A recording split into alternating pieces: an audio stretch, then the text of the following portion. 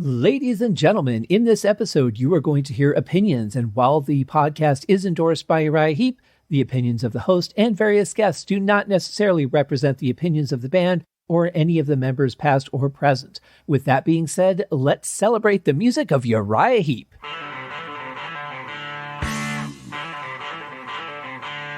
Welcome to Uriah Heep, the Magician's Podcast.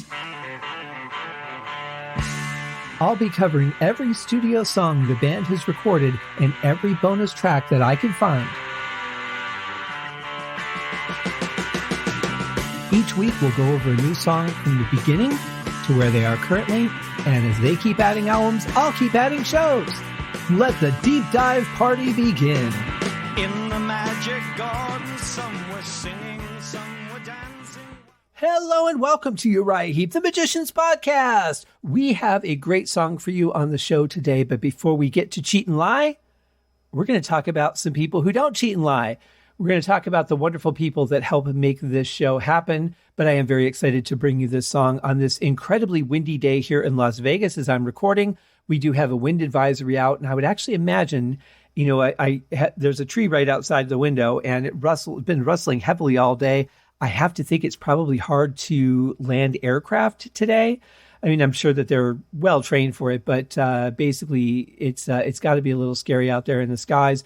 But we're all comfortable where we are. We're not in the air unless you are, and you're safe at home unless you're traveling, in which case you're hopefully safe traveling and listening to Uriah Heep interrupted by my voice, which is what the show is all about. So before we get into the show, guys, it is Monday. We got some stuff to talk about before the song itself. First of all, I want to congratulate Robert, who is this month's monthly drawing prize winning guy. I will be in touch, Robert. If you have not heard from me, please write to me at uriahheeppodcast@gmail.com. You can also find that email just by going to the website. Click on the Uriah Heep podcast link and scroll down to the bottom where the email address is. Congratulations. We'll talk about your prize and what wonderful choice you're going to make, because it is kind of up to you, which is nice. And so that's the monthly drawing. If you guys want to be part of the monthly drawing, go down to that link at the bottom of the Uriah Heep page on my website, scotthaskin.com. Click on the email, sign up for that, and you will get an entry. Another way to get 2 entries, plus the one for the mailing list, is to go to Patreon. And for even $1 a month, you get 2 bonus entries into the monthly drawing, and you can win a cool prize. And also, you'd be helping the show. So if the show's done something for you, if you guys enjoy it, please consider donating at least $1 or more to the show. It would be much appreciated, as the people have that I'm going to mention right now. At the Easy Living tier, thank you to Kenny Wymore and Brad D. Your monthly contributions are greatly appreciated. They really are. At the $3 The Wizard tier, we have Peter Voss, Goran Eriksson, and Frank Thielgaard Mortensen. And at the $1 Traveler in Time tier, where it sucks to be a zombie, Airtight Gravesite. Thank you all very much for your donations. They are extremely helpful, and they mean a lot to me. And it means a lot that the show means something to you guys. You know, I just sit here and do it. I do the episodes. I hope that people enjoy them. Judging by the listenership, I would say, yes, people do. But those that go the extra mile, thank you very much. And speaking of going the extra mile, if you have left a review, especially on Apple Podcasts /iTunes, or if you have given the podcast a rating on any of the various podcast outlets, I know not all of them allow for that. Thank you very much, because the more that you guys help people see the show, the more the show gets seen by people that might enjoy it. You know, fans of Uriah Heep like you guys are, or like some of you are, people that were curious about Uriah Heep, didn't really know much about the band, and you're kind of getting your entryway through the podcast. And there are probably a lot of other people out there like that. So share. Thank you for sharing. Thank you for helping people find out that the podcast is out there, because word of mouth is the biggest way that these things spread. So thank you all for your efforts to help make the show as great as it can be. It is very much appreciated.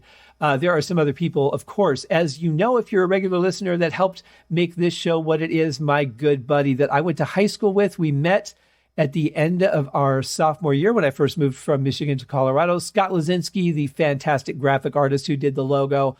My friends over at Audionamics, who provided the product Instant Dialogue Cleaner to the world, which helps make this show sound as clear and pristine as it does. There are certain things we can't control. Sometimes when you record over Zoom, the audio records a little bit wonky. When I record people on my other show over the phone, it's really questionable sometimes the quality of the audio. So I've been trying to steer people to Zoom because it's usually a little bit better over there. But the fact that there is no background noises, no airplanes landing, no dog barks, no children screaming, all outside the window because dogs and children do not live in this home. They help filter all that noise out and help the sound keep very pristine. And to my dear buddy Dave White, the Uriah Heep director of social media, who shares this show on Twitter and Facebook, that's him. And actually, most of the posts are him, except for the occasional one that's somebody else that doesn't announce who they are. So a lot of times we don't know who's talking. But Dave's very consistent about helping me spread the word about the show. Thank you so much, Dave. It means a lot to me. And speaking of spreading the word about the show, we have some other shows to spread the word about. And they also spread the word about this show. So it's all good. First of all, my brothers at the Deep Dive Podcast Network, Nate and John at the Deep Purple Podcast, doing an album at a time. And they've really come up with some very creative show ideas that have helped kind of, keep the show going instead of just do the albums and be done. They've really got some brilliant stuff. They've had some really cool special guests. I've been on the show a couple of times, as well as many other people who have really contributed quite a lot to that show. So I appreciate all of that. The Simple Man at Skinnerd Reconsidered Podcast, T-Bone, Terry Mathley at T-Bone's Prime Cuts on the other side. Over at Sabbath Bloody Podcast, we have Rye. At the Lap of the Pods Podcast, we have Paul, Joe, and David. And then a couple of recent additions, Hawkbinge, the Hawkwind podcast, where they are going an album at a time into the world of the band Hawkwind, which I had never known about before they started their show. And of course, Eric and Jonathan at Maiden A to Z, the Iron Maiden podcast. And thank all of you guys. We have a couple more people, though. Brandon at Metallicast. We have Ace on Music, the band's manager over at Stitcher and YouTube. The links for all these guys are in the show notes. You also have our friend Allegra at gottahearemall.com, which is a very just fascinating dive into the live histories of a couple bands with a lot of other great articles as well. I've sent her over a couple of things to post, and she's pretty awesome about the deep dive that she does into those worlds that she touches. So check all that stuff out, guys. Very cool indeed. All the links are in the show notes. You can also find the links on the main page of the website. Again, go to scotthaskin.com, click on the Uriah Heep podcast, scroll all the way to the bottom, and you will see the Deep Dive Network. Why are they at the bottom? Because they're the Deep Dive Network, right? It only makes sense. I just made that up. Actually, that's just where I put them on the page, because all the Uriah Heep stuff should go on top of that. And it does. So without further ado, I think it's time we just jump right into the song, even though we're not jumping right into the song. Let's check out Cheat and Lie by Uriah Heep from the album Innocent Victim.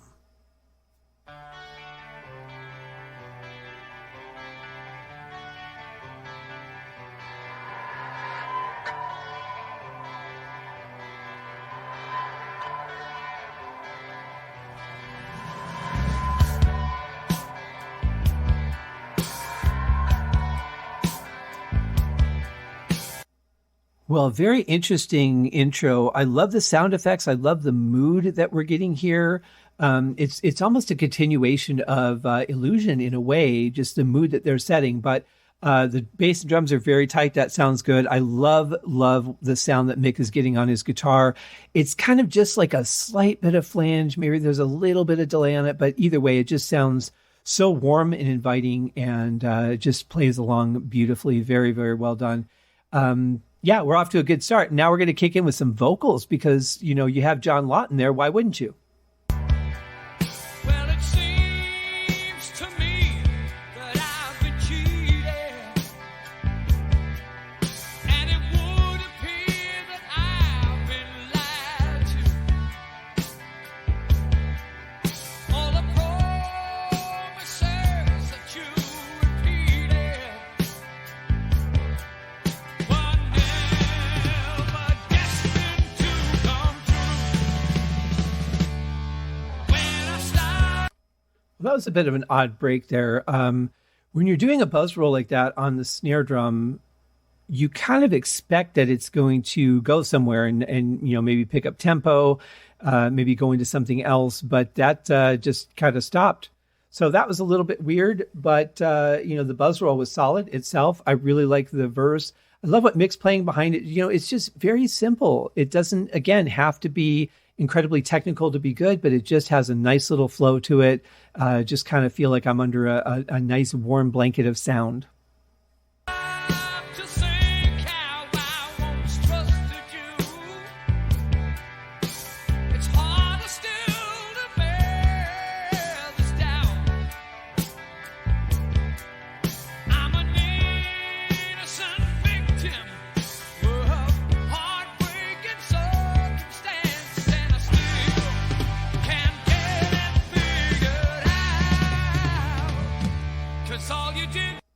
Yeah, again, it's kind of a strange transition there. Again, when you've got a fill like that, to just kind of stop and let air just hang there in the middle, waiting for something to happen, is a little bit weird.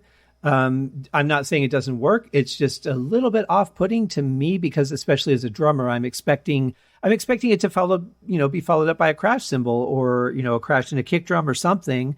In Lee's case, a lot of times it would be a crash in a snare, but there's just nothing. It just kind of lets the audio hang there, and John comes in and takes it over. Really interesting to hear it done that way.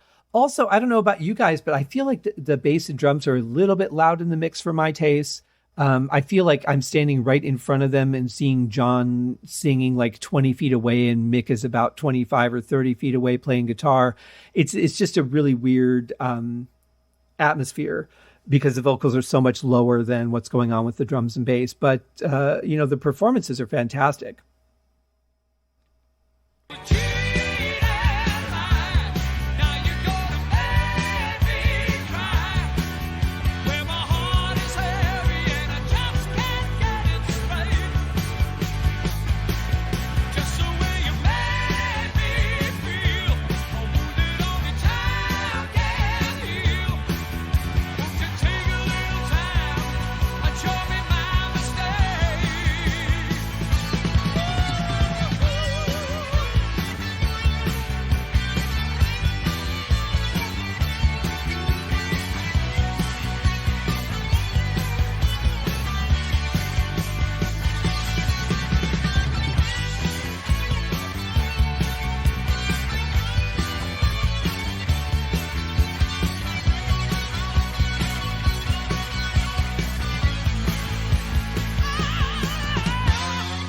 Well, it wouldn't be a John Lawton song if you didn't have a little screaming in there somewhere, would it?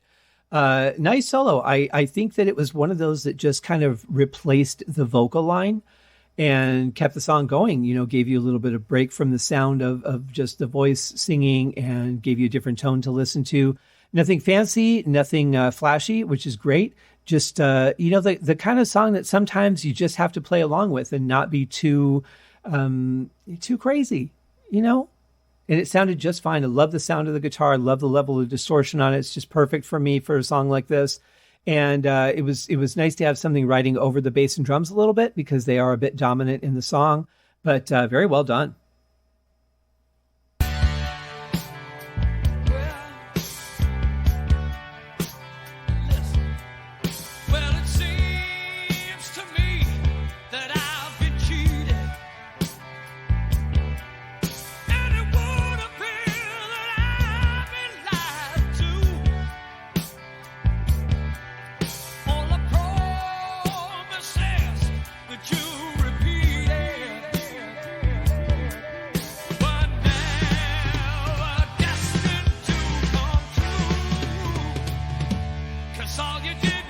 I have to wonder how hard it was for Lee Kerslake to not hit a crash cymbal at that point, because we're just so, programmed to do that when you're done with a fill, you hit a crash cymbal, usually with a bass drum, sometimes accompanied by a snare. But how hard is it to just end a fill and not hit a crash cymbal? That had to be a little bit challenging, I would think. But I love that delay in the vocals. I love that they only used it that one time so far. It certainly made that point a little bit more interesting than what it already was. But the vocals sound good. The band sounds really good here, really tight. And it really feels like they're playing together. I love that. But I love when singers, before they start a verse, a lot of times you'll hear this after like a solo or something. They'll say, listen, I'm like, that's what I'm doing. I'm here listening to your song. So I always find that funny, just a personal thing probably, but maybe some of you guys do too. I don't know.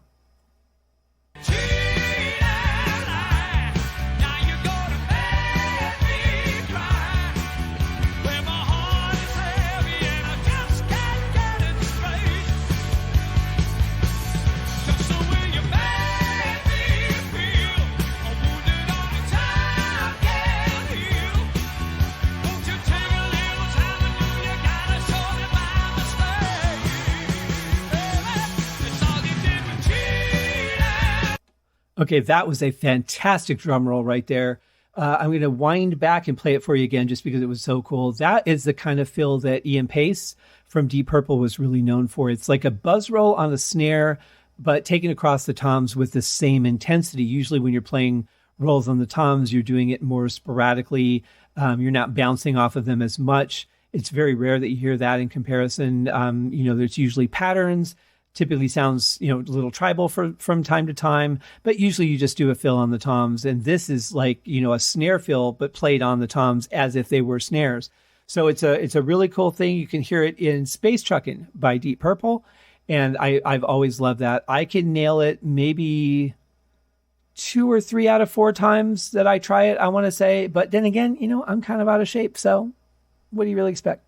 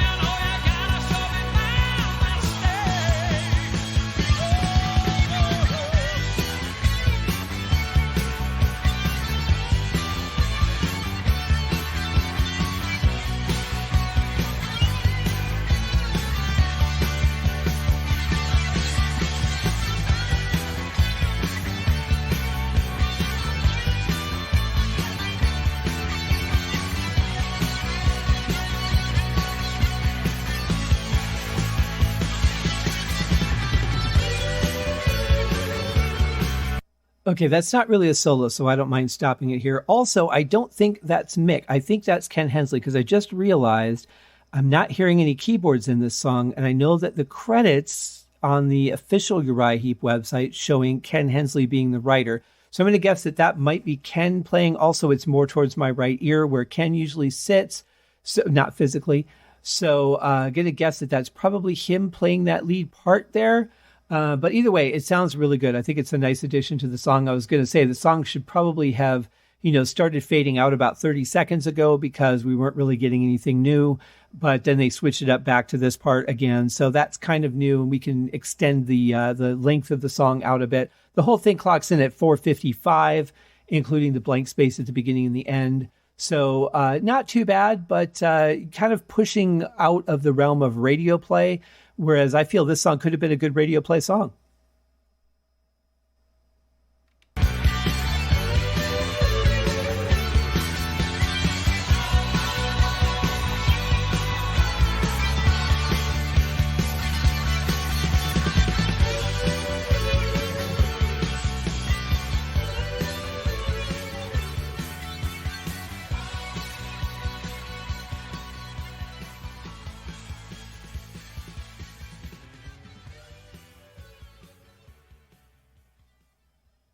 So it gets a little more interesting, a little more dynamics are being put into the song as it starts to fade out. So here we get the more repetitious parts, and then they really start to kick it in and then fade it out. So we don't really get to hear where it went after this, which is kind of a shame because I think it was picking up a little bit. I think it was getting, more interesting, and I would like to see where it went. But in any case, we got a snippet of it.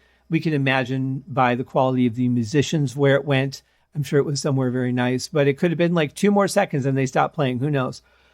But a good song. I feel like it's a little bit different. which is good. You don't want all your songs following the same formula, doing the same things, using the same tricks. You want a little bit of variety, especially, if you're going to put out 20 plus albums over the course of your career, the 20th should not sound at all like the first album, not even close, unless you're going for a specific retrofit sound. That 20th album should be so far beyond where you were on the first one, because you've advanced as writers, you've probably changed out players, you've probably had intense experiences that caused your writing to be affected. I would be very sad if a band's 20th album sounded like their first, just for those reasons. The progression of a band should be very natural. It's going to be affected by the people that come and go, by the people that are in it and their experiences and how they change through the course of that time. You're going to be a completely different person 50 years from now than you are today. So if the music isn't progressing as well along with that, I would be a little more concerned, to be honest. I would say you guys need to do something to shake it up. But they don't, because they're doing something different on song after song, and I think it's really cool. I think this album sounds fantastic. I really like this song. I like the fact that there's a couple of spots where I feel a little bit awkward, but it brings me right back into it just afterwards. Very cool. Very good song.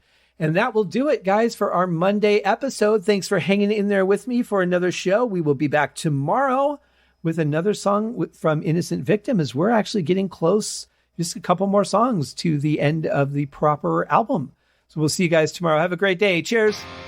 Thank you for joining me on this episode of Uriah Heep, the Magicians Podcast. If you have enjoyed this show, please consider going over to Apple Podcasts or your favorite podcast outlet, leaving a rating or a review. Be sure to subscribe to make sure that you are notified when new episodes are available. Please be sure to share this podcast with your fellow Uriah Heep enthusiasts and anyone who you think would like Uriah Heep, which should be everyone.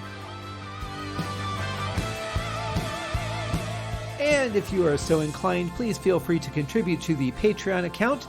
And if you are not a Patreon subscriber, you can also pay through the PayPal link on the website listed in the show links below. I would also like to thank Uriah Heep for their very generous support of the show. And thank you guys for listening. We'll see you in the next episode. Happy days!